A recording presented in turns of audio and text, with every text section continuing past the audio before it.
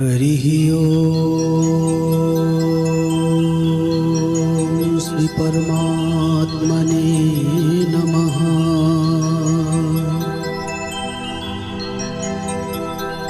स्वस्ति श्री गणेशाय नमः। स्वस्ति श्री उमामहेश्वराभ्यां नमः। स्वस्ति श्री लक्ष्मीनारायणाभ्यां नमः। श्री सरस्वत्यै नमः। श्री गुरुदेवाय नमः। श्रीमद्भागवत महापुराणाय नमः।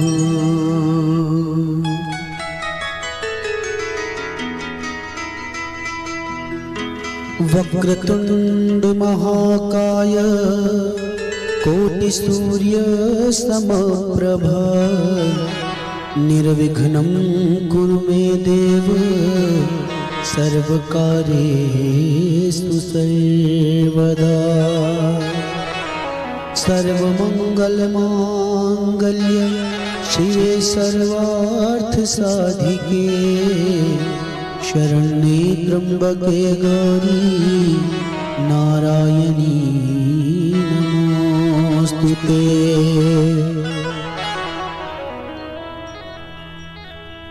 या देवी सर्वभूतेषु बुद्धिरूपेण संस्थिता नमस्तस्यै नमस्तस्यै नमस्तस्यै नमो नमः। गुरुर्ब्रह्मा गुरुर्विष्णुः गुरुर्देवो महेश्वरा गुरुर्साक्षात् परब्रह्म तस्मै श्री गुरुवे नमः।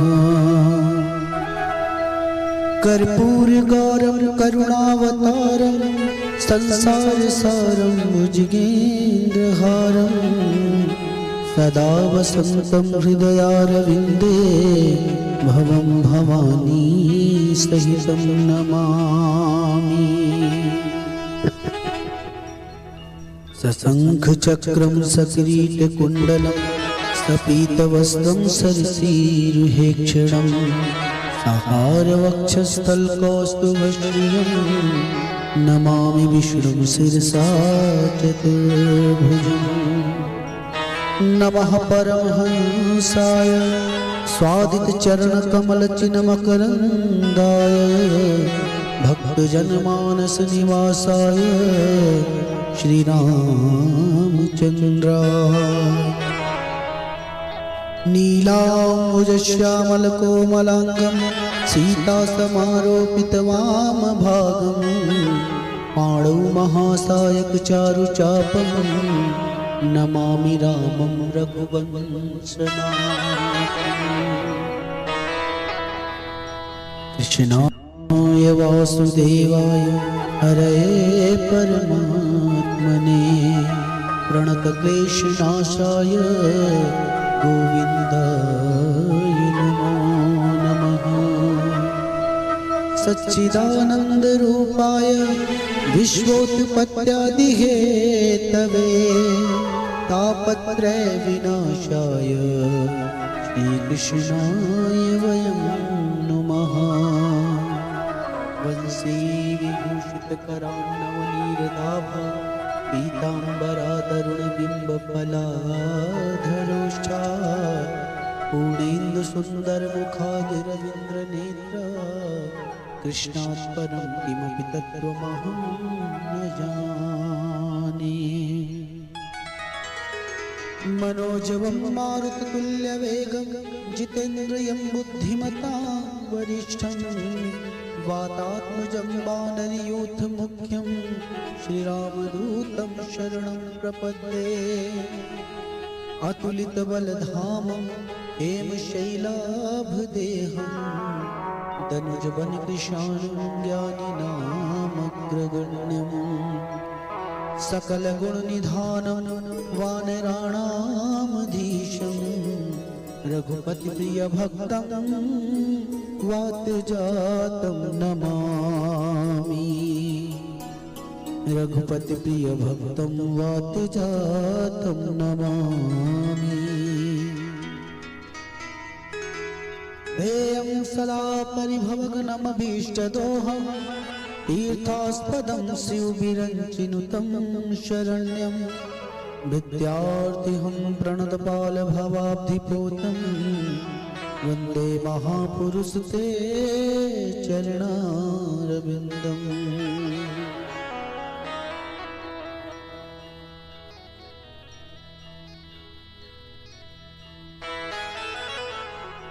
कृष्णस्तुदीय पज पंकज पंजराते अद्दैव में विसत्मानस राजहंस प्राण प्रयाण समय कफवात पित्तवू कंठावरोधन विधौ स्मरणं कुतस्ते।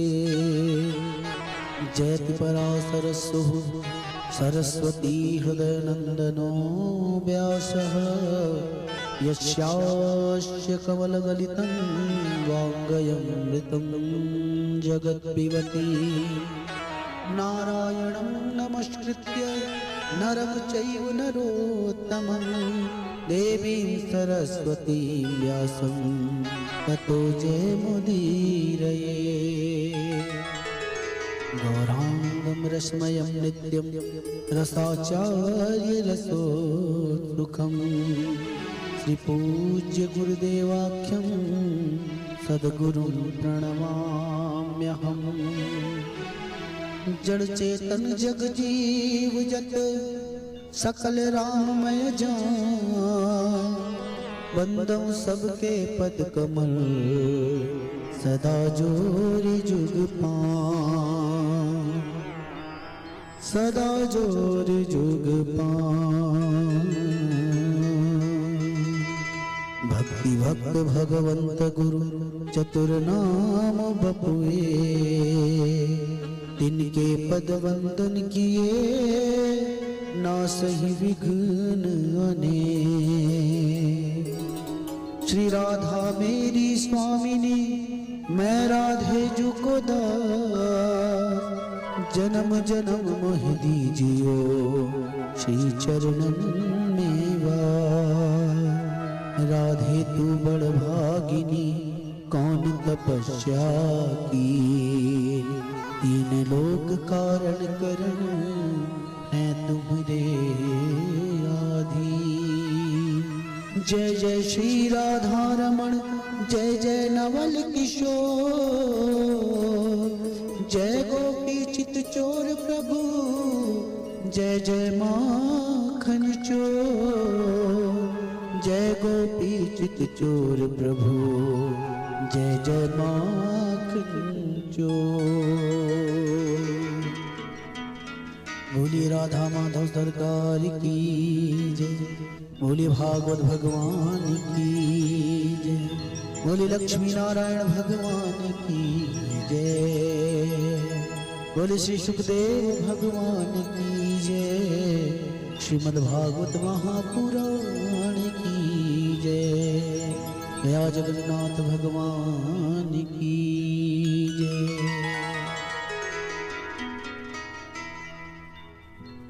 अनंतानंद पूज्य ब्रह्मांडाधिनायक सर्वेश्वर जगदीश्वर जगन्नियंता अकारण करुण करुणावरुणालय भक्तवांछा कल्पतरु श्री तदिन्दुत विनिंदित पीतांबरधारी बाल कृष्ण लाल की वांगमय प्रतिमूर्ति श्रीमद् भागवत महापुराण। इन्हीं के चार चरणों में उन्मत्त प्रमत्त समग्र भक्त समुदाय एवं सती सावित्री अनसुईया गार्गी सीता के पावन चरित्रों का अनुमोदन करने वाली यहाँ उपस्थित समस्त मातृत्व शक्ति भारत के कर्णधार समाज के अलंकार परिवार की श्रृंगार व नव वाटिका में पुष्पित पल्लवित नन्हे मुन्ने प्यारे प्यारे बच्चों याज्ञिक विधाओं का पूर्ण निष्ठा एवं शुद्धता के साथ परिचालन करने वाले योग्य श्रेष्ठ व विद्वान हमारे समस्त आचार्यगण निरंतर श्रीमद् भागवत कथा रूपी ज्ञान गंगा में सुमधुर संगीत रस को अपने संगीत कला के माध्यम से सुशोभित करते हुए हमारे उपस्थित समस्त संगीतज्ञ बंधु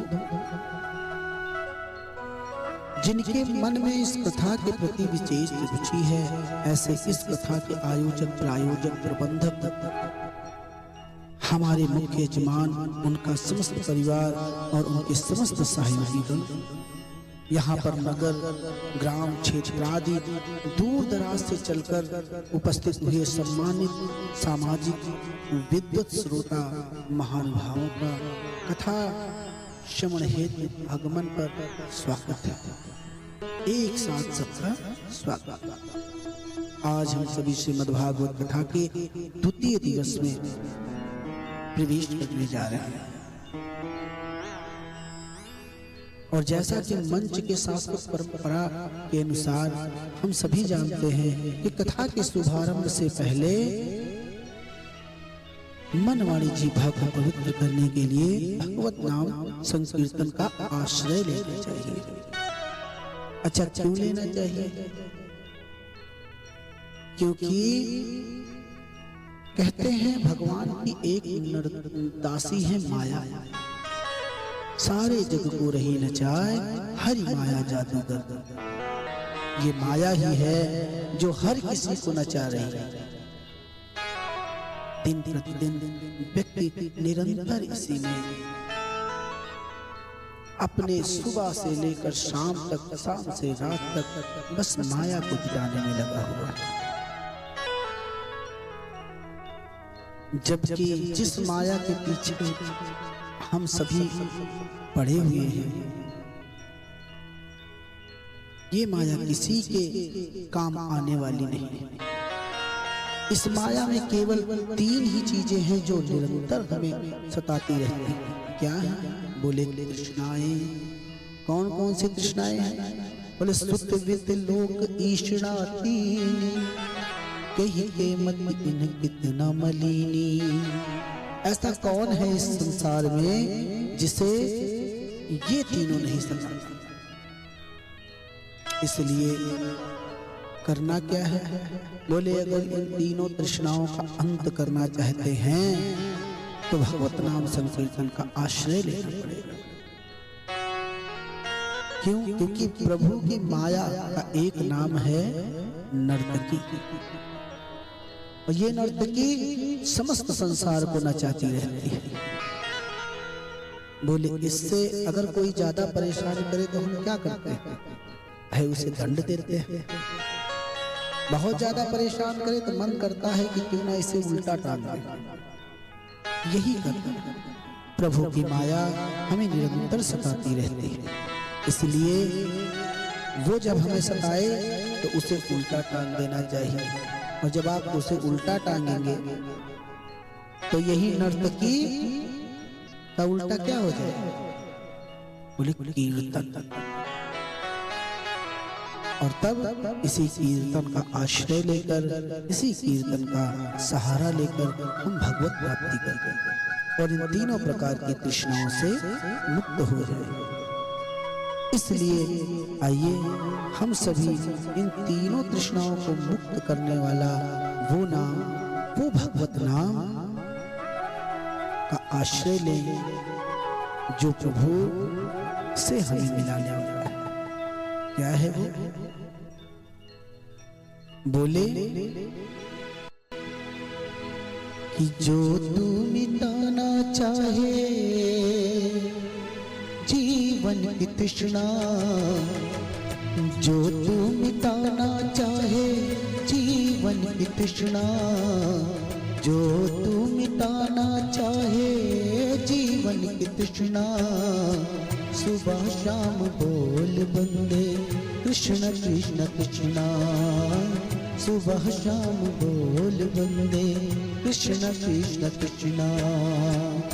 जो तू मिटाना चाहे जीवन की तृष्णा, जो तू मिटाना चाहे जीवन की तृष्णा, सुबह शाम बोल बंदे कृष्ण कृष्ण कृष्णा, सुबह शाम बोल बंदे कृष्ण कृष्ण कृष्णा, कृष्ण कृष्ण कृष्णा कृष्णा कृष्ण कृष्ण कृष्णा, कृष्ण कृष्ण कृष्णा कृष्ण कृष्ण कृष्ण कृष्णा।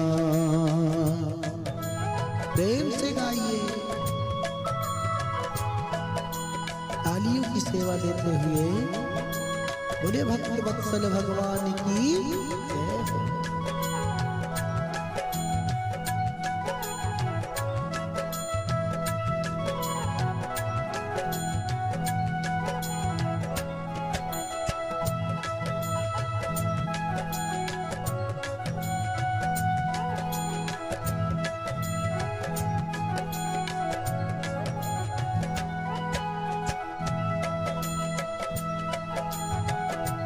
और क्यों ले इस नाम को?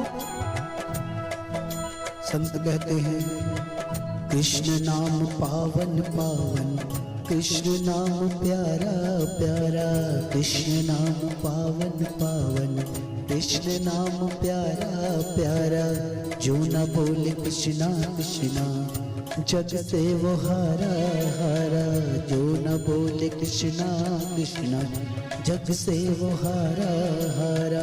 कृष्ण नाम पावन पावन, कृष्ण नाम प्यारा प्यारा, जो न बोले कृष्णा कृष्णा जग से वो हारा हारा, जो न बोले कृष्णा कृष्णा जग से वो हारा हारा। मन का मिटे अंधियारा बोल कृष्ण कृष्णा, मन का मिटे अंधियारा बोल कृष्ण कृष्णा, सुबह शाम बोल बंदे कृष्ण कृष्ण कृष्णा, सुबह शाम बोल बंदे कृष्ण कृष्ण कृष्णा, कृष्ण कृष्ण कृष्णा कृष्ण कृष्ण कृष्ण कृष्णा, कृष्ण कृष्ण कृष्णा कृष्ण कृष्ण कृष्ण कृष्णा।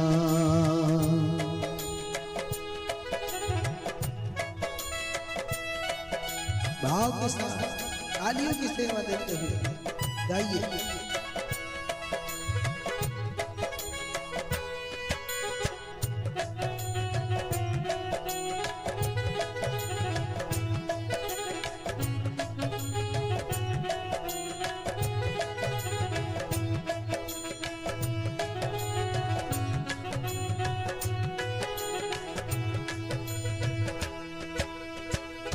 जिसको मिली ना पीड़ा दुख का मरम क्या जाने, जिसको मिली ना पीड़ा दुख का मरम क्या जाने, जो न ध्याए कृष्णा कृष्णा उसका भरम क्या जाए, जो न ध्याए कृष्णा कृष्णा उसका भरम क्या जाए। जिसको मिली ना पीड़ा दुख का मरम क्या जाने, जो न ध्याए कृष्णा कृष्णा उसका भरम क्या जाए, जो न ध्याए कृष्णा कृष्णा उसका भरम क्या जाए।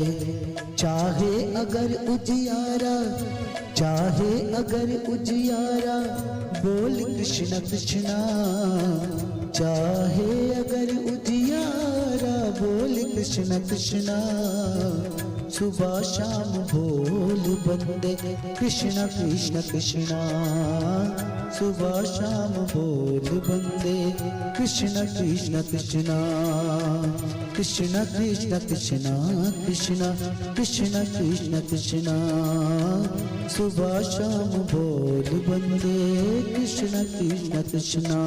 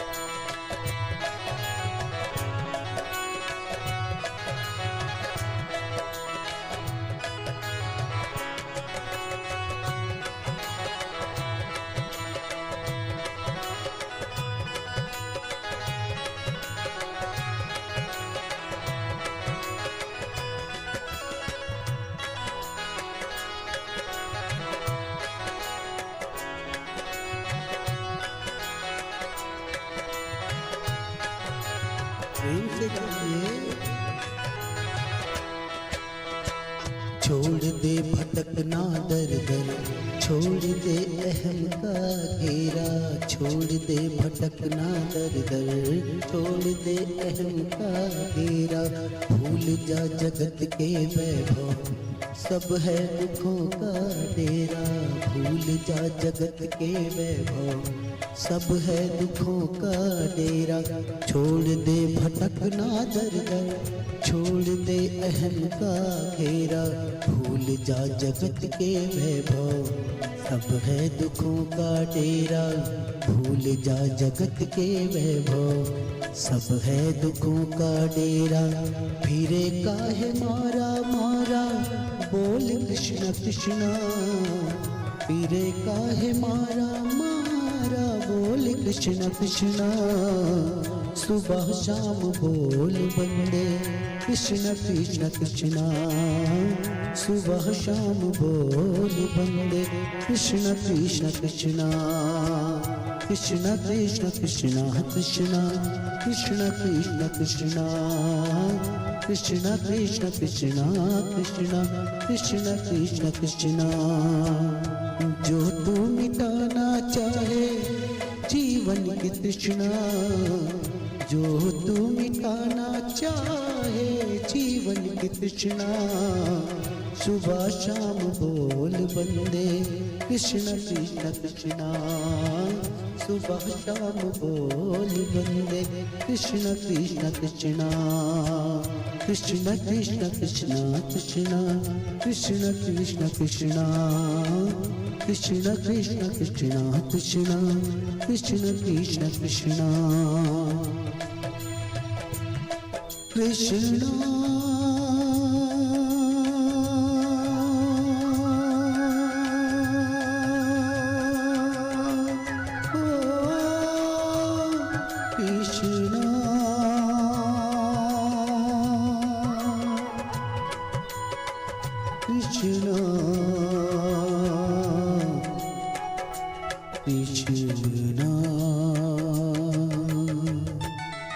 बोले भक्तवत्सल भगवान की जय। भागवत कथा प्रेमी भक्तों, कल की कथा में हम सभी ने श्रवण किया श्रीमद् भागवत कथा का महात्मा, जिसमें हम सभी ने भक्ति ज्ञान वैराग्य के मोक्ष की कथा का श्रवण किया, धुंधकारी उद्धार की कथा का श्रवण किया, और साथ ही सकाम और निष्काम कथा के अंतर को भी। अच्छा, ऐसा हमने क्यों किया? क्योंकि गोस्वामी जी कहते हैं, जाने बिनु न हो ही प्रतीति, बिनु प्रतीति हो ही नहीं प्रीति। यही सत्य है। जब तक हम किसी को जानते पहचानते नहीं हैं, तब तक हमारी उससे प्रीति नहीं है। आप विचार करिए, आप कहीं विशेष कार्य के लिए जा रहे हैं, रास्ते में किसी के साथ कोई दुर्घटना हुई और आपके पास समय कम है, तो आप उसकी तरफ देखेंगे, अपने कार्य के लिए निकल जाएंगे। परंतु आगे जाकर कहीं किसी से पता चले कि जिसके साथ वो दुर्घटना हुई है वो कोई गैर नहीं है, अपना है, तब तो सारे कार्य एक किनारे हो जाएंगे और भागकर आप उसकी सहायता करेंगे। ऐसा इसलिए क्योंकि आपकी उससे प्रीति है,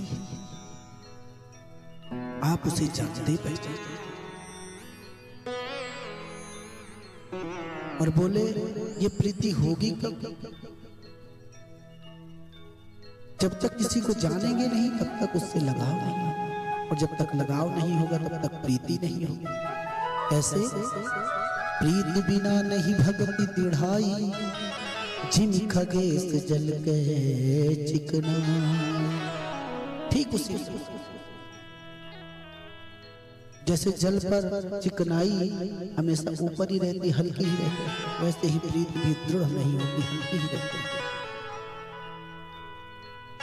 भागवत कथा से हमारी प्रीति हो जाए, इसी के लिए भागवत क्या है, उसकी महिमा क्या है, इसी प्रश्न का उत्तर देते हुए कल हम सभी ने भक्ति ज्ञान वैराग्य की मुक्ति और गोकर्णोपाख्यान के माध्यम से इस कथा के महात्म्य का श्रवण किया। आज द्वितीय दिवस है, तो आज हम सभी कथा में ये प्रथम स्कंद में प्रवेश करेंगे। लेकिन इससे पहले ये जानना बहुत आवश्यक है भागवत क्या है। बोले भागवत 4 अक्षरों से मिलकर बना है, भा गा वा और ता। आदि गुरु शंकराचार्य जी कहते हैं भांति सर्वेषु वेदेषु गति यस्य दुरतया वरिष्ठः सर्वशास्त्रेषु तत्त्वं परम गीयते, तत्त्वं परम गीयते। बोले भांति सर्वेषु वेदेषु, जो समस्त वेदों से अलग एक वेद है, गति यस्य, जिसकी निरंतरता अन्य की तुलना में बहुत कठिन है। और बोले शास्त्रों में क्या, बोले वरिष्ठा सर्वशास्त्रेषु, समस्त शास्त्रों में जो वरिष्ठ है। और इसका अध्ययन लाभकारी कैसे है, बोले तत्त्वं परम गीयते। बोले जो परम तत्व की प्राप्ति करा देने वाला है वही है श्रीमद् भागवत महापुराण। इस प्रकार भांति भांति के लोगों ने अपने अपने विचार के हिसाब से, विद्वानों ने अपने अपने मत के अनुसार से इन शब्दों की, इस शब्द की विवेचना की।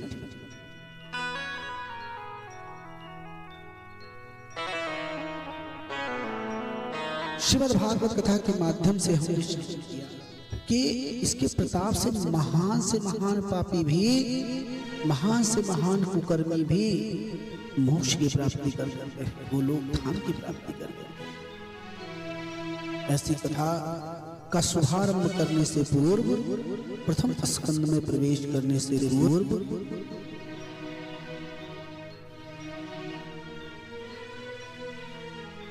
श्री व्यास जी ने मंगलाचरण किया। मंगलाचरण किया, बोले जब तक आचरण मंगल न हो तब तक कोई बात समझ में नहीं और न समझाने लायक। पहले आचरण मंगल होना चाहिए। कैसे, क्या क्या मंगलाचरण, किसका क्या, बोले जन्माद्यस्य तोऽन्वयादितार्थश्चार्थेषु विज्ञः स्वरा तेने ब्रह्म हृदय आदि कवये मुह्यन्ति यत् सूर्यः तेजो वारिमृदां यथा विनिमये यत्र त्रिसर्गो मृखा धाम्ना स्वेन सदा निरस्तकुहकं सत्यं परम धीमहि। बोले प्रथम श्लोक में व्यास जी ने सत्य की उपासना, मानो व्यास जी कहना चाहते हो कि जो भगवान आदि अंत, आदि से परे, कैसे, जन्माद्यस्य तोऽन्वयात्, जन्म आदि विकारों से जो मुक्त हो, स्वयं ईश्वरार्थ, जिसके ऊपर किसी की सत्ता नहीं है, सबकी सत्ता जिसके अधीन है, अपने आप में वो स्वराट है। ऐसे प्रभु, ऐसे ब्रह्म भगवान, ऐसे अपने भक्तों को कभी कभी सुख प्रदान करने के लिए अपने भक्तों के घर में जन्म ले लेते हैं। जैसे वसुदेव जी के यहाँ कृष्ण रूप में जन्म ले लिया। लोगों ने प्रश्न किया कि भगवान कृष्ण का जन्म तो कंस के कारागार में हुआ, फिर वो कैसे, हाँ वो कैसे वसुदेव जी का घर हो। संतों ने जवाब दिया कि क्या ईंट पत्थर से बने हुए मकान को मकान समझते हो? वही घर है, वो घर नहीं है। फिर बोले घर क्या है? बोले न गृहम गृहमित्यायु, वो घर नहीं है। तो कौन सा घर है? बोले गृहिणी गृहमुच्यते, गृहिणी गृहम उच्यते। जिस घर में शक्ति स्वरूपा देवियां वास करती हैं, वही घर घर होता है।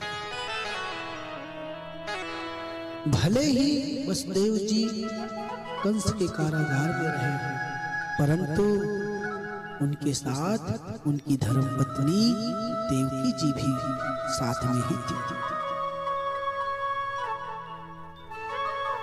इस प्रकार जो जगत की रचना करते हैं, उनका पालन पोषण करते हैं, सबकी स्थिति की देख रेख करते हैं, वो कभी कभी भक्तों को सुख प्रदान करने के लिए भक्तों के घर में साकार रूप में जन्म ले लेते हैं। और क्या कहा? बोले तेजो वारिमृता तेजो वारिमृदाम यथा विनिमय यत्र त्रिसर्गो मृखा। बोले ठीक उसी प्रकार जैसे हम कभी चिलचिलाती धूप में मार्ग में दूर देखते हैं तो चल सकते हैं, परंतु जब वहां पहुंचते हैं तो वहां कुछ नहीं होता। उसी प्रकार ये संसार भगवान की माया स्वरूप है, जो दिखती तो है पर है नहीं। फिर बोले धामना स्वेन सदा निरस्त कुहुकम, परंतु जो ना दिखने वाला, जो इन सबको बनाने वाला, ऐसे परम परमात्मा जो सत्य का स्वरूप है, ऐसे भगवान की मैं वंदना करता हूं। सत्यम परम धीमहि। बोले ऐसे सत्य की उपासना क्यों किया? भाई भगवान कृष्ण वही कह देते कृष्णम परम धीमहि, शिवम परम धीमहि, या कह देते हरि शरम धीमहि, कुछ भी कहते। तो बोले नहीं, ऐसा कह देते तो ये ग्रंथ पक्षपाती हो। लोग कहते, जो जिसके अनुयायी हैं वो कहते कि तो हमारा ग्रंथ है, इसलिए संतों में विवाद न उत्पन्न हो, इसीलिए सत्यम परम धीमहि कहकर व्यास जी ने इसे सबके लिए उपयोगी बना दिया। और क्या किया? बोले धर्मः प्रोक्षित कैत्र वोत्र परमो निर्मत्सराणाम सता, वेद्यम वास्तव मत्र वस्तु शिवदम तापत्रयोन्मूलनम्। श्रीमद् भगवते महामुनि कृते किमु वै पररीश्वरः, सद्यो हृदयवृद्धते यत्र कृतभिः शुश्रूषुस्पृष्टक्षणम्। बोले इसके बाद उन्होंने परम धर्म का निरूपण किया, क्योंकि लोगों ने पूछा, लोगों के मन में यह प्रश्न आ सकता है ना कि भगवान ने जिस सत्य स्वरूप भगवान की उपासना की, उनको प्राप्त कैसे करना है? बोले उन्हें प्राप्त करने के लिए आपको परम धर्म का उसे धारण करना होगा। तो यहाँ एक प्रश्न और उठता है कि उसे धारण कैसे करें? इसका भी उत्तर है कि उसे धारण करने के लिए क्या कोई योग्यता होनी चाहिए? बोले होनी चाहिए। क्या? निर्मत्सराणाम सता, निर्मत्सर होना पड़ेगा। उसे धारण करने के लिए निर्मत्सर होना पड़ेगा। बोले निर्मत्सर मतलब? बोले मच्छर और मत्सर में केवल इतना ही फर्क है कि मच्छर बाहर से काटता है और मत्सर अंदर से काटता है, कोई ज्यादा फर्क नहीं है। बोले मच्छर को काटने लगे तो मच्छरदानी लगाकर भर सकते हैं, ऑल आउट जला सकते हैं, हाँ, तरह तरह के उपाय अपना सकते हैं, लेकिन मत्सर काटने लगे तो केवल एक ही जगह इससे बचा जा सकता है, वो है भगवत नाम का आश्रय। बोले मत्सर है क्या? बोले देख ही न सकहि पराई विभूति, जो दूसरों को बढ़ते हुए ना देख पाए, ईर्ष्या मन में उत्पन्न होने लगे, जलन होने लगे। ऐसा क्या करे कि दूसरे का उत्थान ना हो। जो इस प्रकार के प्राणी होते हैं उन्हें समझ लेना चाहिए कि उनके अंदर मत्सर है, उन्हें काट रहा है, आगे नहीं बढ़ने दे रहा। इससे मुक्ति के लिए क्या करना? बोले वेद, बोले मान लीजिए अगर ऐसा कर लिया किसी तरह, भगवान का शरण लेना पड़ेगा। भगवान का शरण लिया और अगर भगवान की शरण लेने के बाद हम निर्मत्सर हो गए, फिर होगा क्या इस धर्म को धारण करने में? वेद्यम वास्तव मत्र वस्तु शिवदम, उसी समय आपको वास्तविक वस्तु का, जिसे वेद पुराण जिस वास्तव वस्तु की हम लोगों को, जिस वास्तव वस्तु के विषय में वेद पुराण हमें बताते हैं, उसका हमें ज्ञान हो जाए।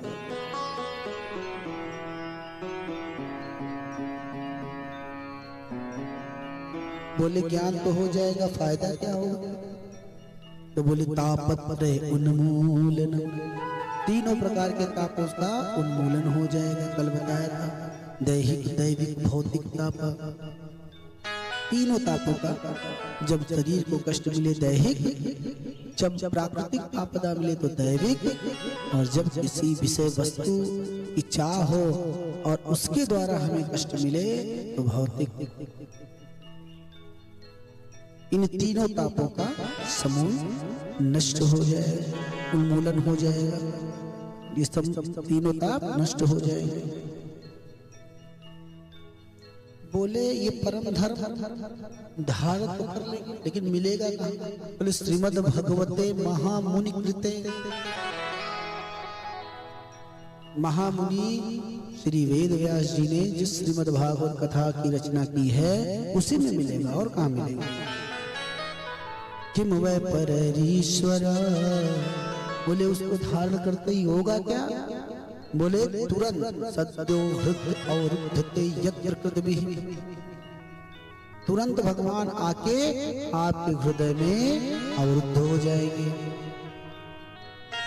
शुश्रूषुस्तच्छड़ा, जैसे ही आप उसको सुनने का विचार भी करेंगे, इस कथा को सुनने का विचार भी बनाएंगे, उसी क्षण भगवान आके आपके हृदय में अवरुद्ध हो जाएंगे।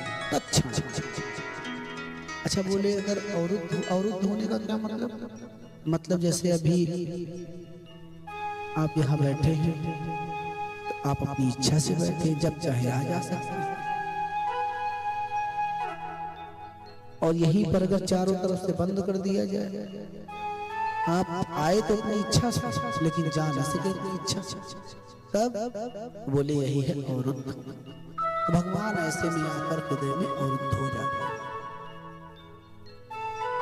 लोगों ने कहा महाराज ये श्रीमद् भागवत महापुराण कहां से? तो व्यास जी ने बताया, निगम कल्पतरोर गलितम फल सुख मुखादमृतद्वय संयुतम पिबद भागवतम रसमालयम मुहुरहो मुहुरहो रसिका भुवि भावुका। बोले निगम कहते हैं, निगम कल्पतरोर गलितम फल, ये निगम का, निगम रूपी कल्प वृक्ष के का पका हुआ गल चुका हुआ फल। बोले निगम कौन है? बोले वेद। निगम कहते हैं वेद। बोले जब इतना गला हुआ फल है तब तो गिरते ही फट गया होगा। बोले नहीं, ये ऐसे थोड़ी कि जो फट जाए। फिर बोले शिष्य प्रशिष्य शाखा दर शाखा पल्लो दर पल्लो होते हुए आया, समाज को प्राप्त हुआ है, जगत को प्राप्त हुआ, फिर फटेगा कैसे? बोले महाराज ये फल मीठा भी है क्या? अच्छा बोले कैसे आया? बोले श्री हरि की शाखा से निकला तो ब्रह्मा जी की शाखा पर टपका, उनकी शाखा से नारद जी की शाखा पर आया, नारद जी से व्यास जी को, व्यास जी से श्री सुखदेव जी के मुख से होते हुए समस्त संसार को प्राप्त हुआ है। बोले महाराज ये फल अब कर गल चुका है, पर ये फल मीठा भी है, इसकी क्या गारंटी है? क्योंकि आजकल तो हर कोई अपने फल को मीठा ही बताने में लगा है। ठीक उसी प्रकार जैसे एक खरबूजा वाला गलियों में चिल्लाता हुआ जा रहा था, खरबूजे चीनी से मीठे, खरबूजे चीनी से मीठे। किसी ने खरीद कर काट कर खाया तो बोला कहाँ चीनी से मीठे, ये तो पानी से भी फीके हैं। तो बोल पड़ा, भाई साहब शायद आपने ठीक से सुना नहीं, मैं तो बार बार चिल्ला रहा हूँ, पुकार पुकार के कह रहा हूँ कि खरबूजे चीनी से मीठे, ये चीनी से मीठे हों। जब आप इसमें चीनी मिलाकर इसे खाएंगे और तब भी मीठा ना लगे तब कहिएगा। ठीक उसी प्रकार से आजकल तो हर कोई अपने फल को मीठा ही बताने में लगा हुआ है। फिर ये फल भी मीठा है, इसकी क्या करें? व्यास जी ने कहा मीठा है। कैसे? बोले फल मीठा है या नहीं मीठा है इसका सबसे बड़ा पारखी कौन होता है? बोले तोता। सुख सुख उसी फल में अपना चोंच लगाता है, उसी फल में अपना मुख लगाता है जो मीठा होता है। और ये फल भी श्री सुखदेव भी मुख से होकर ही समस्त संसार को प्राप्त हुआ। तो ये फल भी मीठा है, इसकी पूरी गारंटी है। बोले महाराज फल तो खाया जाता है, पर आप कह रहे हैं पिबत भागवतम रसमाले, इसकी आप इसको पीते रहिए। बोले फल खाया जाता है, लेकिन कुछ फल ऐसे होते हैं जिसके रस को पिया भी जाता है ना? तो इसमें तो केवल रस ही रस है, ना इसमें गुठली है ना छिलका, कुछ फेंकने योग्य है ही नहीं, तो पीते रहिए। बोले कब तक पिए? बोले मुँह रहो, बार बार पीते रहो, जितना हो सके पीते। बोले इसको पीने के लिए कौन कौन है तो इसे पी सकता? व्यास जी ने 2 लोगों को निश्चित बना दिया कि यही 2 लोग पी सकते हैं। कौन कौन? बोले रसिका भूवि भाव, जो रसिक हैं भावुक हैं केवल वही इसे पी सकते हैं और उन्हें बार बार इसे प्राप्त करते हैं।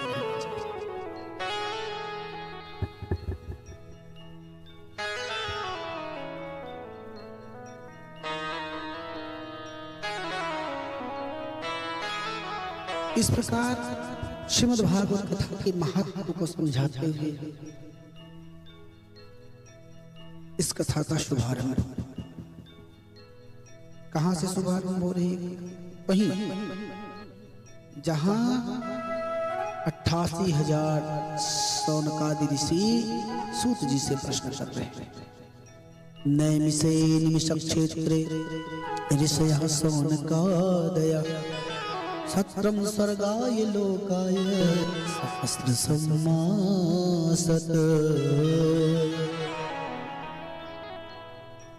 बोले नैमिष क्षेत्र में, नैमिषारण्य में, जहां एक बार सौनक ऋषि के मन में उत्पन्न हुआ 1000 वर्षों तक यज्ञ कर, तो उन्होंने ब्रह्मा जी से कोई उचित स्थान पूछा। ब्रह्मा जी ने एक मनुष्य चक्र चलाया और कहा जाओ इसकी नेमी जहां गिरेगी वही उचित स्थान है। वो नेमी आकर सीतापुर जिले में, उत्तर प्रदेश के सीतापुर जिले में गोमती नदी के तट पर गिरी और उसी को उत्तम स्थान घोषित कर दिया। और वहीं पर आज ये 1000 वर्षों तक चलने वाला सत्ययाग चल रहा है, जहां कल हम सभी ने श्रवण किया कि सूत जी का आगमन हुआ तो समस्त सौनक ऋषियों ने उनका स्वागत किया। और एक दिन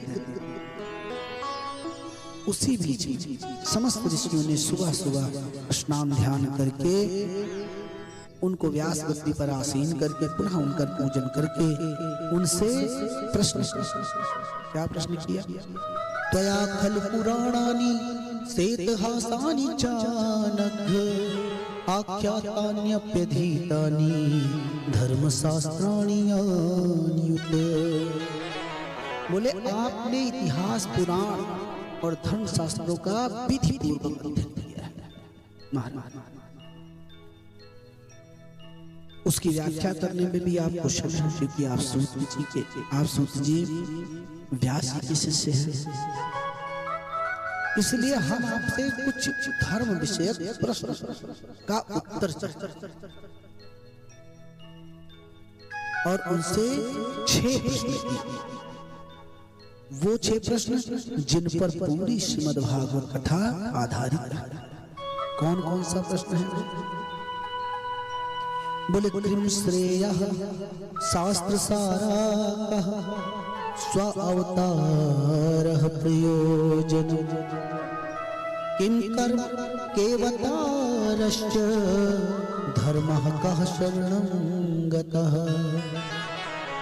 किम कर्म केवतारश्च धर्मः कं शरणं गतः। बोले किम श्रेयः, मनुष्य के लिए सबसे श्रेयस्कर क्या है? शास्त्र सार। ये वेदों पुराणों शास्त्रों का सार क्या है? स्व अवतार प्रयोजन। बोले उस निराकार ब्रह्म के साकार रूप में अवतरित होने का प्रयोजन क्या है? और जब वो अवतरित होते हैं तब किम कर्म, उनके कर्म क्या है? केवतारश्च।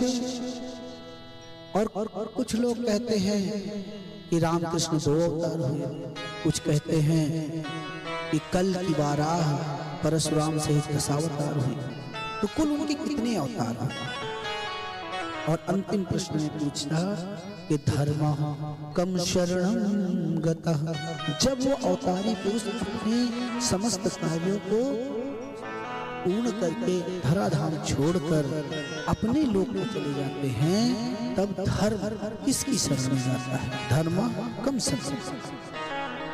ये 6 प्रश्न, इन 6 प्रश्नों पर ही आधारित है श्रीमद्भागवत महापुराण की समस्त कथा।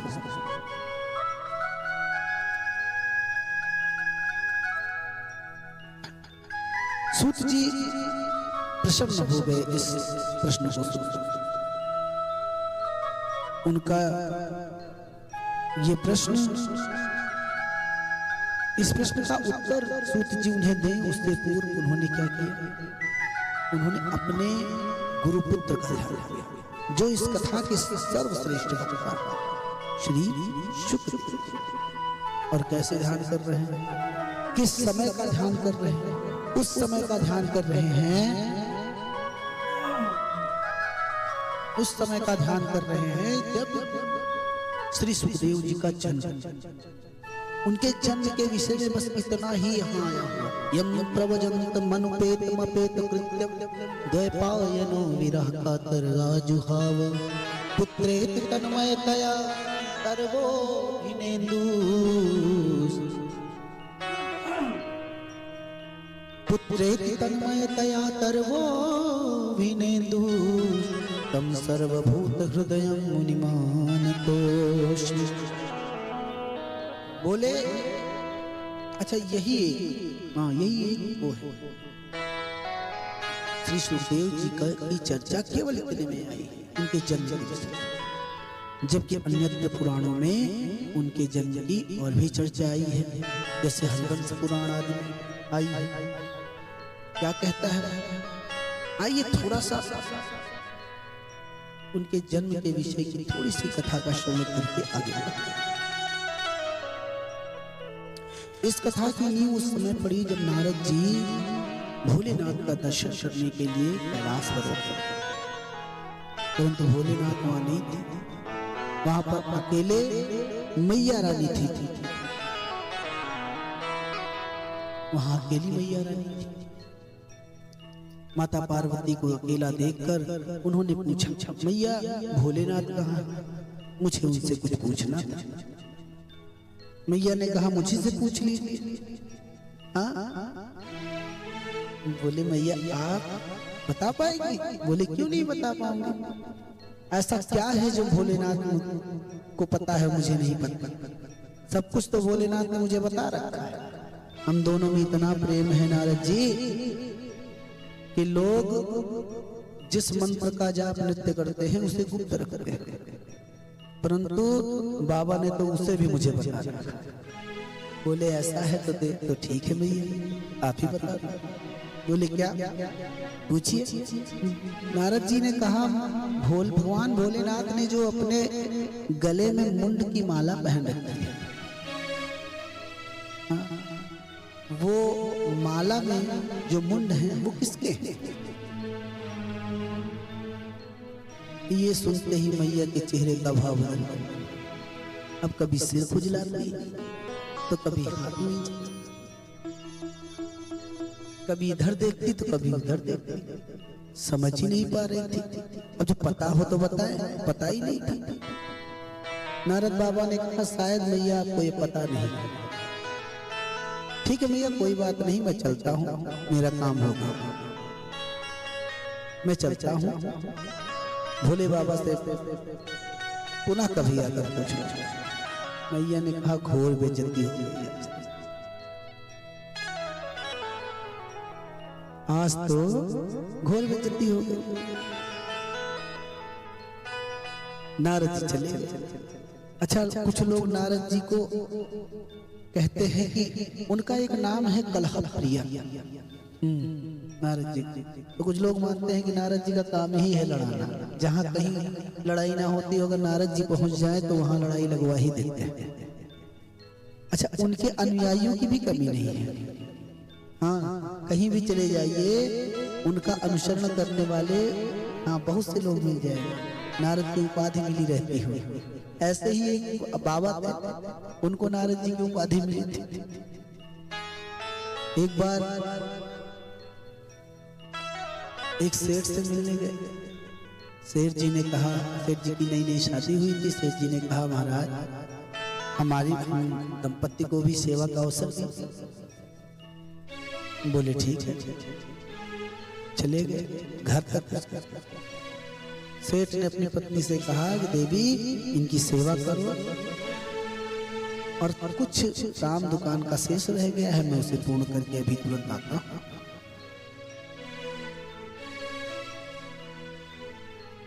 सेठ चला गया। पत्नी ने खूब सेवा की। पत्नी ने कहा हमारे दोनों के बीच में बहुत प्रेम है महाराज। बोले प्रेम है तो आपसे बातें क्यों छुपाते हैं? बोले बातें छुपाते हैं? बोले और क्या? बोले मुझसे क्या बात उन्होंने छुपाई? बोले तुम्हें क्या पता, ये बताओ तुम्हारे पति क्या करते हैं? बोले नमक के व्यापारी। बोले ये सब झूठ है, वो व्यापारी नहीं है तो क्या है? बोले वो नमक ढोने वाले मजदूर हैं। और अगर मेरी बात पर विश्वास नहीं है, आज रात्रि में जब वो आकर सोएंगे तो उनकी पीठ को चाट कर देख लेना। नमक का असर उनकी पीठ पर, धोते समय जो नमक का असर रहता है वो लगा रहेगा। अब पत्नी का दिन की बुद्धि चकरा गई, वो प्रतीक्षा करने लगी। और इधर नारद जी इधर जैसे ही बाबा घर निकले उसके घर से, रास्ते में वो सेठ भी मिल गए। बोला रे बाबा इतनी जल्दी कहाँ चले जा रहे हैं? हमें तो आपने सेवा का अवसर ही नहीं दिया। बोले सेवा का अवसर? दूर रहो मुझसे तुम, थोड़ा दूर। तुम्हारे कारण अभी मैं मरते मरते बचा हूँ। एक डायन के साथ अकेले छोड़ के भाग गए। बोले डायन? कौन सी डायन? बोले तुम्हारी पत्नी डायन, और कौन डायन? बोले वो डायन है। बोले और क्या? बोले नहीं महाराज मुझे इस बात पे विश्वास नहीं हो रहा। क्यों विश्वास नहीं हो रहा है? अरे जब तुम सो जाते हो तो तुम्हें खाने का प्रयास करते। अगर नहीं विश्वास है तो आज रात्रि में परीक्षण कर। अब तो उसकी भी बुद्धि चकरा गई कि बाबा जो कहते हैं कभी असत्य नहीं होता, इन्होंने बताया है तो कुछ बात जरूर होगी सच्चाई। अब वो आया और आकर भोजन भी नहीं किया, सीधे लेटने चला गया। जब लेट गया तो नींद किसको आए? लेकिन थोड़ी देर के बाद उसने किसी तरह से स्वयं को झूठ मूठ के सोता हुए घोषित कर दी। राटे भर पत्नी को लगा सो गए।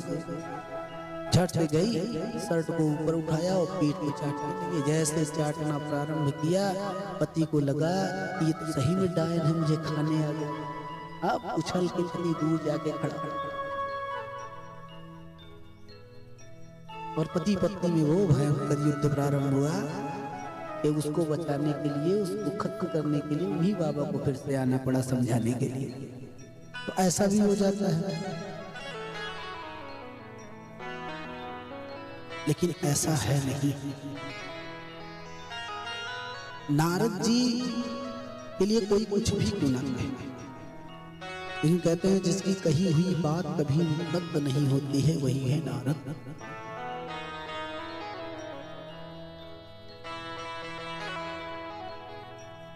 और जहां वो जाते हैं वहां जरूर कुछ ना कुछ विशेष घटता है। आज कैलाश पर्वत पर उनका आगमन हुआ तो यहाँ पर भी कुछ ना कुछ विशेष घटने वाला है, होने वाला है। नारद जी गए, भोलेनाथ आए। मैया रुष्ट, मैया को रुष्ट देखकर समझ गए कोई ना कोई घटना हुई। बोले कहीं यहाँ नारद बाबा तो नहीं आए, नारद जी का आगमन तो नहीं हुआ था देवी। बोली इससे आपसे क्या मतलब? बोली तो फिर बताओ आप रुष्ट क्यों हैं? बाबा बोले आप रुष्ट क्यों हैं? मैया ने कहा प्रभु समस्त संसार आपको कहता है, कर्पूर गौरम करुणावतारम संसार सारम मुजगेंद्रहारम। बोले आप कपूर की तरह गोरे, परंतु अपने गले में काले काले भुजंग नागों को आपने धारण कर रखा है। बोले हाँ तो इसमें क्या है? इसमें कुछ नहीं, लगता है उसके जो विष है, उनके जो विष निकलते हैं उसके प्रभाव से आपका मन भी थोड़ा काला हो गया। तो बोले मन काला हो गया, ऐसा क्या हो गया देवी, आज तुम्हें ऐसा क्यों लग रहा है? बोले मैया ने कहा मैं समझती थी कि आप मुझे बहुत प्रेम करते हैं, परंतु आज आपका कपट सामने आया, आप पति हैं। बाबा ने कहा आखिर हुआ क्या देवी, ये तो बताओ। बोले आपने जो अपने गले में मुंड की माला धारण कर रखी है, इसमें लगे हुए ये मुंड किसके बताइए जरा। बोले देवी बस इतनी सी बात? हंसने लगे बोले बाबा, मुस्कुराते हुए बोले देवी ये तो आपके प्रति मेरे प्रेम का सबसे बड़ा प्रमाण। बोले आप हमें प्रेम करते हैं? इतनी बड़ी बड़ी बातें छुपाते हो, आप कहते हैं हमें प्रेम करते हैं। बोले देवी यही सत्य है। बोले ये मुंड किस बात का प्रमाण कैसे हो गए जरा बताइए। बोले देवी ये मुंड आपके ही है, आपने इतनी बार शरीर धारण किया और जब जब आप अपना शरीर का त्याग कर गई तो आपसे अधिक स्नेह होने के कारण मैंने आपके मुंडों को अपने पास रखा। जब कई मुंड हो गए तो उसे माला में पिरोकर गले में धारण कर दिया। मैया ने कहा वाह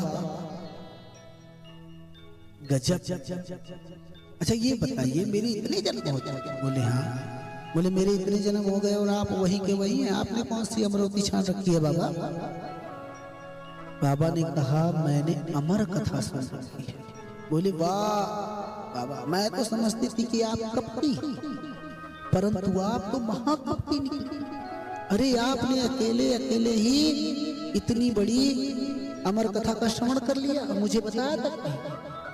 बोले ऐसा नहीं है देवी, कई बार आपको श्रवण कराने का प्रयास किया परंतु आप निद्रा के अधीन हो जाती थी, ये कथा कभी आपको लेकर पूर्ण हुई। बोले परंतु इस बार ऐसा नहीं होगा, आप मुझे कथा का श्रवण कराइए, मैं इस देह को त्याग कर आपसे दूर नहीं जाना चाहता। बोले ठीक है देवी आपका ऐसा निश्चय है तो चलो। भोले बाबा उन्हें लेकर एक गुप्त गुफा की ओर निकल पड़े। इस कथा को कोई अपात्र न श्रवण कर ले, इसके लिए उन्होंने अपने साथ रहने वाले समस्त अनुचरों को भी एक एक करके छोड़ना प्रारंभ कर दिया, जिसमें सबसे पहले उन्होंने पहल गांव में नंदी को छोड़ा, और आगे बढ़े तो चंद्रमाणी में चंद्रमा को छोड़ दिया, गंगा जी को पंचतरणी में छोड़ दिया और अपने शरीर पर धारण किए हुए समस्त नागों को शेष नाग पर छोड़ दिया। जो कीड़े मकोड़ों को उन्होंने धारण किया था उनको भी पिस्तु नामक घाटी में छोड़ दिया। और तो और अपने पुत्र श्री गणेश जी को भी महागुणा पर्वत पे छोड़ दिया। और आगे बढ़े तो जीवन दायिनी पंच तत्वों को भी स्वयं से अलग कर दिया और एक गुप्त गुफा में प्रविष्ट हो गए मैया पार्वती को लेकर, जहां पर उन्होंने सबसे पहले अपने त्रिनेत्र को खोला, जिसकी अग्नि की ज्वालाओं की तपस से वहां उपस्थित समस्त जीव जंतु वहां से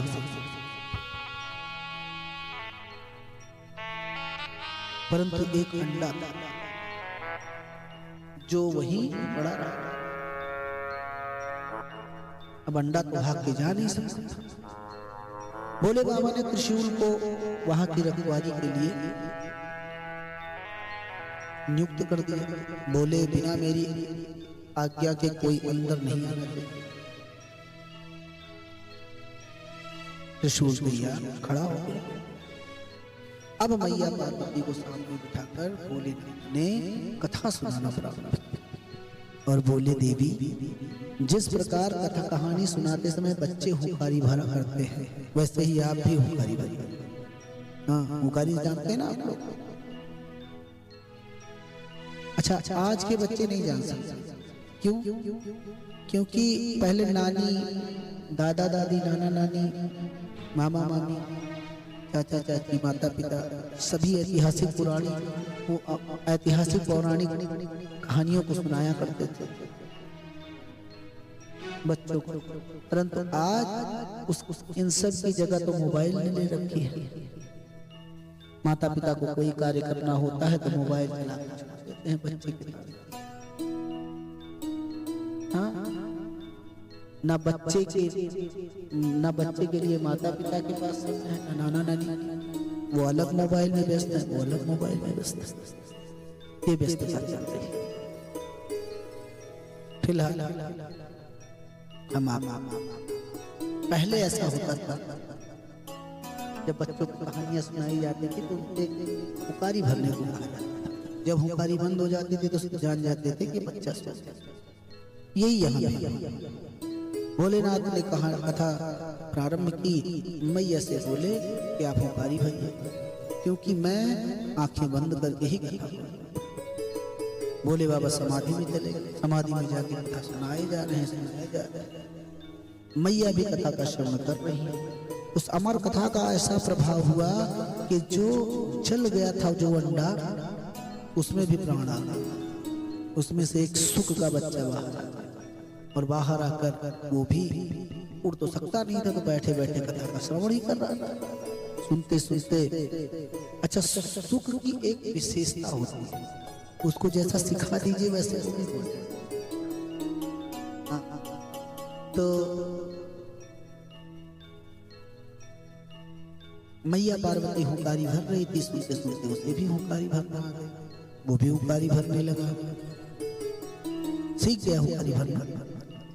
थोड़ी देर कथा आगे बढ़ी तो मैया पार्वती को कथा इतनी अच्छी लगी कि उनकी भी समाधि लगने लगी। और जब उनकी समाधि लगने लगी तो हुंकारी टूटने लगी। तो सुख ने विचार किया कि यह कथा तो अभी विश्राम हो जाएगी, रुक जाएगी, हुंकारी बन गई। इसलिए उसने हुंकारी भरना प्रारंभ कर दिया। धीरे धीरे कथा पूर्ण हो गई और भोलेनाथ ने जब जयकार लगवाया, बोलिए अमर कथा की जय, तो मैया की आंखें खोला। बाबा ने देखा कि मैया तो समाधि में है, हुंकारी भर नहीं रही है। तो हुंकारी कौन भर रहा था? बुलाया रसूल भागते हुए। और जब घटनाक्रम को जाना तो घबरा गए। भोलेनाथ को क्रोध देखकर रसूल हड़बड़ाहट में इधर उधर हुंकारी भरने वाले को ढूंढने। उस सुख को लगा कि अब उसके प्राण संकट में, इसलिए वो उसी क्षण वहां से भागते भागते उसने जब वो भागा तो त्रिशूल उसके पीछे पीछे। भोलेनाथ ने तुरंत सारी बातों को जान लिया। इधर से भागते भागते व्यास जी के आश्रम में पहुंचा, जहां उनकी पत्नी भगवान भोलेनाथ की आराधना में मग्न थी। आंचल फैलाकर भोलेनाथ से अपने लिए पुत्र की याचना कर रही थी। और वो सुख उसी समय जाकर उनकी गोद में बैठ गया, आंचल में जाकर पट पट पट। मैया को लगा कि भोलेनाथ की कृपा से पुत्र रूप में प्राप्त हुआ है। मैया की ममता और भोलेनाथ को धन्यवाद करने लगे। ये देखकर त्रिशूल ठहर गए, सहम गए। अब कैसे मारे? भाई भगवान भोलेनाथ की ही आराधना में है तो कैसे जाकर मारे? त्रिशूल ने बुलाया गया था। व्यास जी भोलेनाथ के शत्रु को तुरंत बाहर निकालिए, मुझे बोले भोलेनाथ का शत्रु? बोले हाँ, इसने चोरी की है। बोले क्या चोरी की है? बोले ये सब मैं नहीं बताऊंगा, ये सब भगवान भोलेनाथ बताएंगे, बस उसे मुझे सौंप दो। भगवान ने व्यास जी ने भोलेनाथ का आह्वान कर दिया। भोलेनाथ आए, बोले व्यास जी इसने अमर कथा का शासन किया, वो भी चोरी से, इसलिए इसे दंड तो मिलेगा। पर मेरी व्यवस्था यह है कि अमर हो चुका है, इसे मृत्यु दंड भी नहीं दे सकता। अगर मृत्यु दंड दे दिया तो अमर कथा का श्रवण का सार चला जाएगा, मृत्यु इसकी हो नहीं सकती, परंतु दंड तो इसे मिलेगा। व्यास जी ने कहा प्रभु आपकी आराधना में मेरी पत्नी लीन थी, उसे पुत्र प्राप्त के लिए उसे पुत्र चाहिए, आपसे पुत्र मांग रही थी। उसी क्षण ये जाकर गोद में बैठ गए। उसे लगा आपके आशीर्वाद से मिला, अब ये उनकी उसे दुलार रही है, उसे अपना अपना समझ में। तो कुछ कृपया ऐसा कीजिए कि इनकी ममता की भी रक्षा हो जाए और आपके संकल्प की भी। भोलेनाथ मुस्कुराए और उसी क्षण उसके सुख के शरीर को नष्ट और उसके प्राण को समस्त स्मृति के साथ व्यास पत्नी के गर्भ में स्थापित और चले। अच्छा, ऐसा दिव्य ज्ञान उसे प्राप्त था। आश्रम में था तो वेद वेदांत के जैसे जैसे श्रवण करता था वैसे वैसे उसे कंठस्थ होते जाते थे। गर्भ में ही धीरे धीरे उस गर्भ से तेज निकलने लगे। ऐसा अलौकिक तेज देख करके व्यास जी भी चंद्रा सोचते थे अब आएगा अब आएगा अब आएगा, लेकिन वो गर्भ से बाहर बालक तो 12 वर्ष तक नहीं आया। ये देखकर एक दिन उन्होंने ध्यान लगाया व्यास जी और उस गर्भ में पल रहे शिशु से बात कि पुत्र तुम बाहर क्यों नहीं आना चाहते? तो उसने कहा कि बाहर आते ही भगवान श्री हरि की माया मुझे जकड़ और मैं माया में नहीं फंसना चाहता, इसलिए मैं बाहर नहीं आ रहा हूं, मुझे यही। बोले गर्भ में तो सबसे बड़ा कष्ट होता है। बोले वो ये कष्ट ठीक है, बाहर आके माया में फंसने वाले कष्ट से ये कष्ट ठीक है। व्यास जी ने कहा पुत्र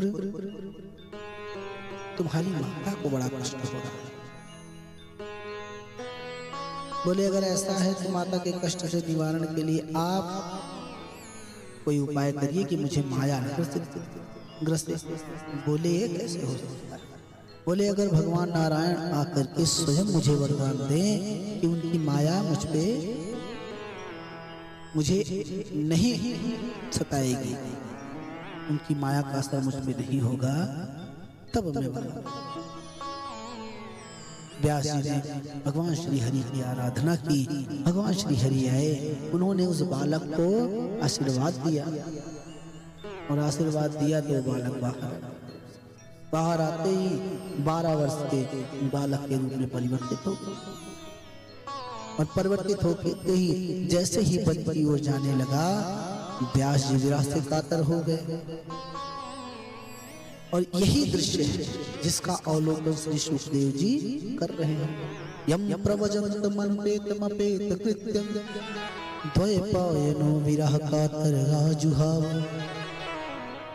वो बालक बाहर आते ही भागे वन में तपस्या के लिए निकल पड़े, तो उसके पीछे पीछे भागते हुए व्यास जी ने उसके समस्त जातक संस्कार कर जनेऊ भी डाल दिया, सब कर कि शायद अब बालक रुक जाए, लेकिन तब भी वो नहीं रुके, वो तो भागते चले गए। और फिर भी जब नहीं रुके तो कुछ संत कहते हैं कि एक तालाब से होकर का गुजरना, यहाँ पे कुछ स्त्रियां स्नान कर रही थी। सुखदेव जी वहीं से चले गए, उन स्त्रियों पर कोई प्रभाव नहीं पड़ा, लेकिन पीछे पीछे रुको पुत्र आए पुत्र करते हुए जब व्यास जी का आगमन हुआ तो समस्त स्त्रियां निकल करके वस्त्र धारण करने लगी। ये देख करके व्यास जी ने कहा, देवियों 12 वर्ष का नंग धड़ंग मेरा पुत्र यहीं से चला गया, उसे देखकर तुम्हें लज्जा नहीं है, और मैं वृद्धावस्था को प्राप्त हो चुका हूं, धर्म कर्म में सदैव लीन रहता हूं, बाबा वैरागी मैं, मुझे देखकर बड़ी लज्जा आ रही है। स्त्रियों ने कहा, व्यास जी वो जो अभी इधर से गया वो पुत्र था, लेकिन वो स्त्री पुरुष के भेद से परे था, उसे पता ही नहीं कि स्त्री पुरुष कौन है, और जो इस भेद से परे हो उससे भला किस बात की, किस बात का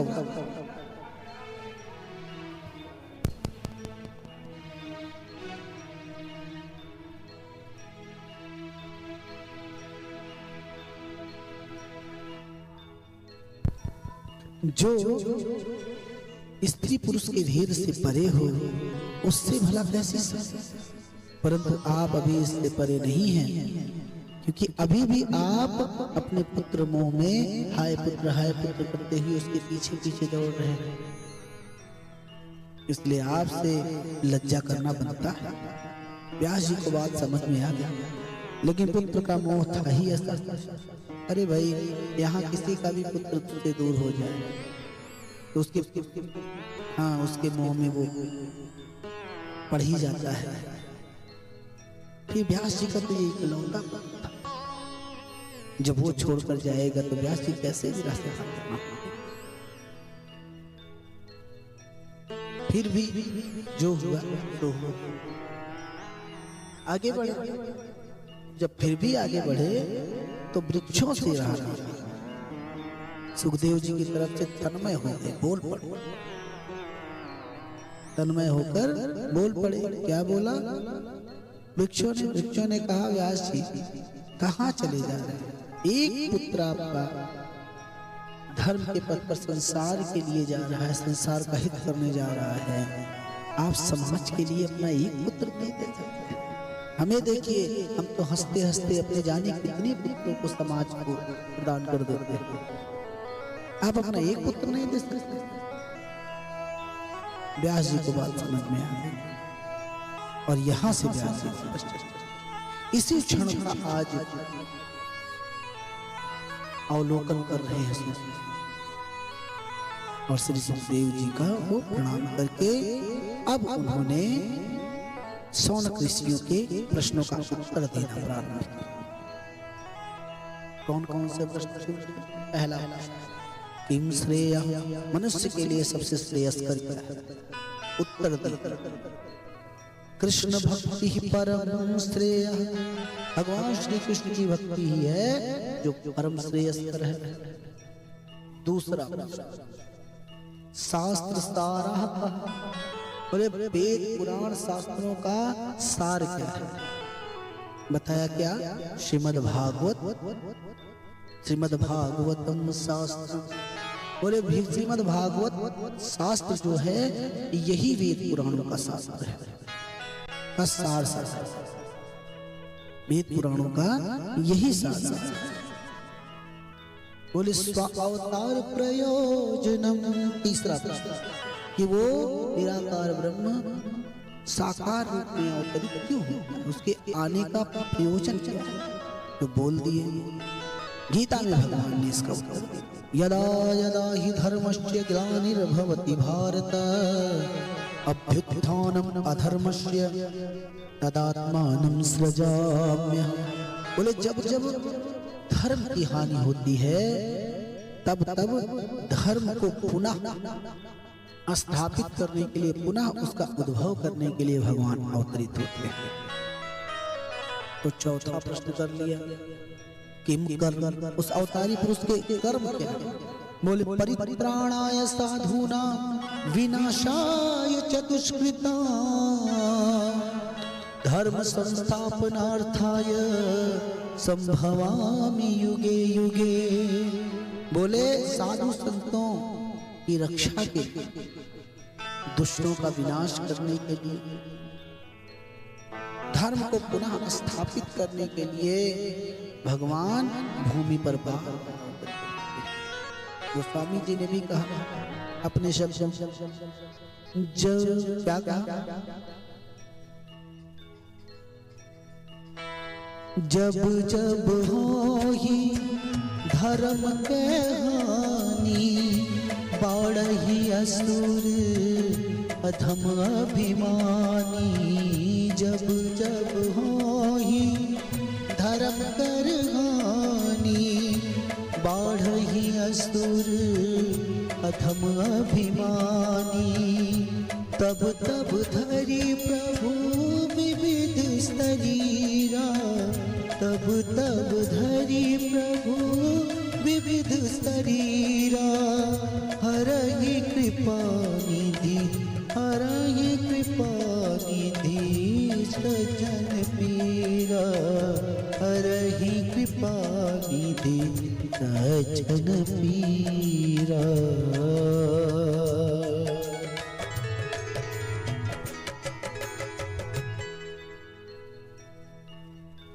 बोले इस प्रकार यही उनके कर्म। तो पांचवा प्रश्न कर लिया केवल भगवान के कुल कितने होता? बोले कुल 24 होता,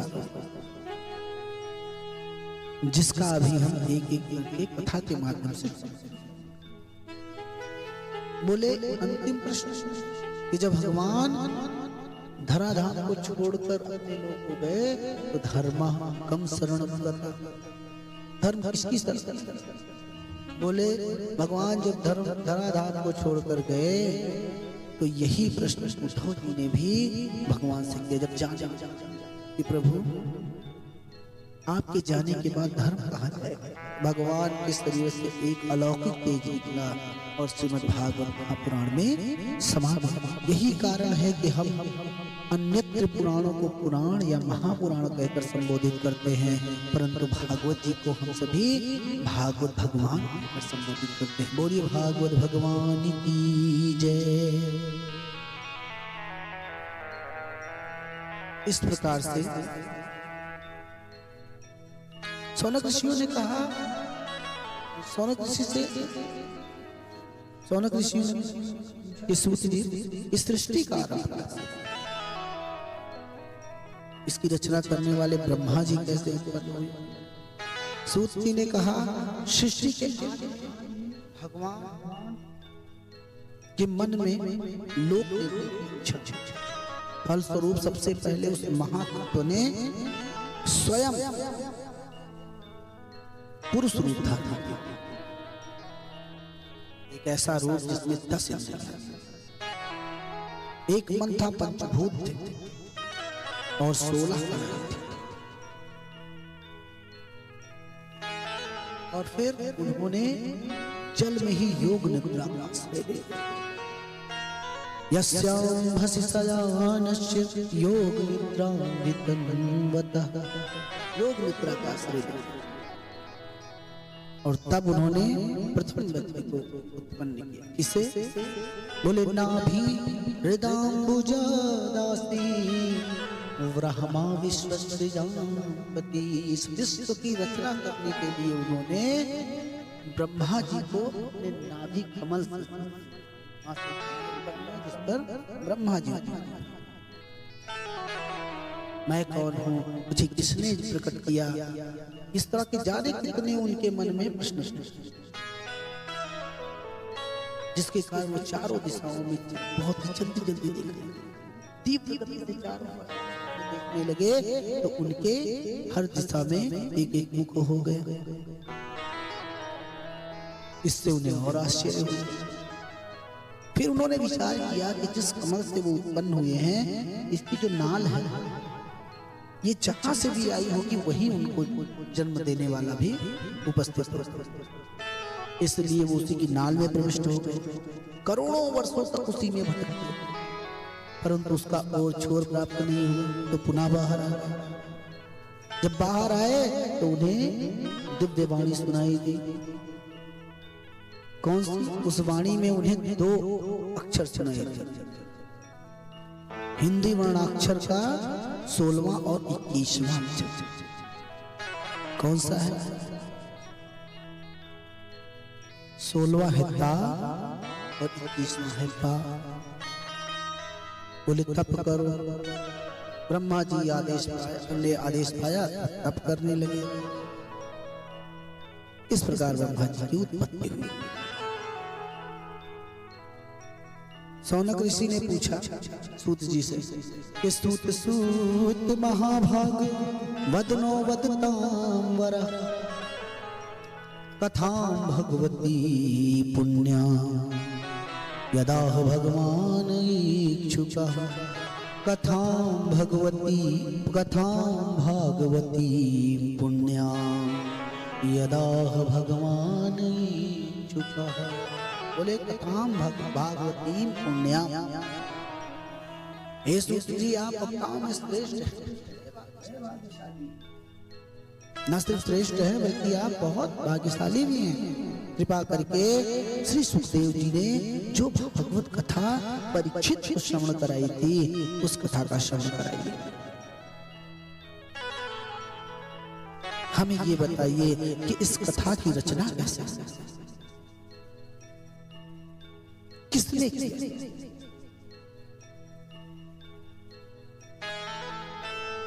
और ये कथा परीक्षित जी को कैसे श्रवण कराई?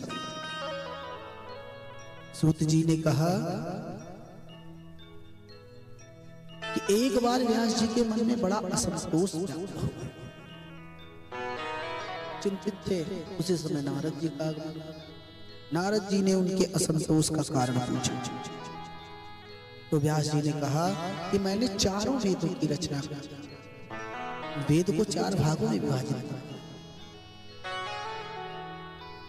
17 पुराण लिखा। पंचम वेद कहे जाने वाले महाभारत की रचना की। फिर भी मुझे लगता है जैसे मैंने समाज के लिए कुछ किया ही नहीं। व्यास जी की ऐसी दशा देखकर नारद जी ने कहा, व्यास जी सच तो यही है कि आपने सब कुछ किया है, परंतु भगवान कृष्ण की जैसी भक्ति करनी चाहिए थी, वैसी भक्ति आपने अभी तक नहीं की। उनकी महिमा का बखान आपने नहीं।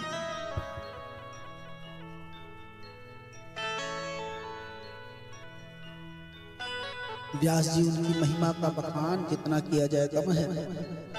उनकी महिमा का प्रभाव तो ऐसा है कि पूर्व जन्म में मैं स्वयं एक ब्राह्मण दासी का पुत्र था।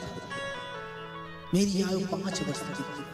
मेरे गांव में कई साधु संतों का आगमन हुआ चातुर्मास करने के लिए। उनकी सेवा में मेरी माता लग गई, तो मैं भी उनके साथ उनके कार्यों में हाथ बटाने लगा। संत जब सत्संग करते तो मैं झूम उठता, उनकी भजनों पर नाचता झूमता, दिन भर उनके द्वारा बताई हुई भगवान की मनोहर कथाओं का श्रवण करता। फिर बाद में जब सब प्रसादी ग्रहण कर लेते तो उनसे छूटा हुआ बचा हुआ जो था उसे ग्रहण करता था, जिससे मेरी बुद्धि शुद्ध पवित्र हो गई। धीरे धीरे एक दिन ऐसा आया जब सब जाने लगे। मैंने कहा मुझे भी अपने साथ ले चलो, पर संतों ने कहा ऐसा नहीं, तुम अपनी माता के इकलौते पुत्र हो। तुम्हारी माता ने 4 माह तक मेरी सेवा की, अगर हम तुम्हें अपने साथ ले गए तो उसके साथ बड़ा अन्याय होगा। इसलिए संतों ने मुझे बताया कि जिस हरि भगवान के रूप स्वरूप का हमने तुम्हें श्रवण कराया है उसी का चिंतन मनन करते रहो, और जब आपकी माता नहीं रही उस समय आप उत्तर दिशा की ओर भ्रमण करो। ऐसा कहकर संत चले गए और मैं अपनी माता की मृत्यु की प्रतीक्षा करने लगा। वैसे तो यह अनुचित है, फिर भी मैं अपनी माता की मृत्यु की प्रतीक्षा करने लगा। धीरे धीरे समय बीता। एक दिन मेरी मैया को दोहन करने के लिए गोधुली बेला में गई और उसे सर्प ने दंश, जिससे उसकी मृत्यु हुई। तो मन को बड़ा हर्ष कि चलो मेरे भक्ति के मार्ग की जो इकलौती बाधा थी वो आज समाप्त हो गई। लेकिन जब माता के पास गया, उसे देखा, उसकी ममता का विचार आया, उसकी करुणा का विचार आया, तो आंखों से फटकर आंसू गिरे। मैंने माता की समस्त अंतिम क्रिया को संपन्न किया और फिर संतों के बताए हुए मार्ग पर उत्तर दिशा की ओर निकल। चलते चलते कई शहरों, नदियों, जंगलों, पहाड़ों से होते हुए मेरी इंद्रियां शिथिल। तो एक नदी के किनारे एक वृक्ष, नदी में स्नान करके मैं बैठ गया और भगवान के उसी रूप स्वरूप का जिसका संतों ने श्रवण कराया था मैं चिंतन करने लगा। एक क्षण के लिए मुझे भगवान के दर्शन प्राप्त हुए और दर्शन प्राप्त होते ही भगवान अदृश्य हो गए। मैं तड़प उठा, व्याकुलता में बार बार प्रयास किया कि पुनः भगवान आए, लेकिन भगवान नहीं। उस रूप के दर्शन पुनः प्राप्त हो, इसलिए मैं हमेशा उनके नामों का उच्चारण करके इधर उधर भटकने। धीरे धीरे एक दिन ऐसा आया जब मेरी आंखों के समक्ष दिव्य और प्रभु के पार्षद मुझे लेने के लिए उनकी महिमा का बखान करने का ऐसा प्रताप हुआ कि मुझे देवर्ष नारद का पद प्राप्त हो गया।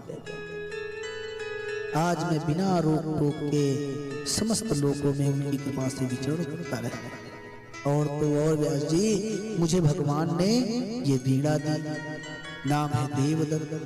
देवदत्तमिमां वीणा स्वर ब्रह्म विभूषिता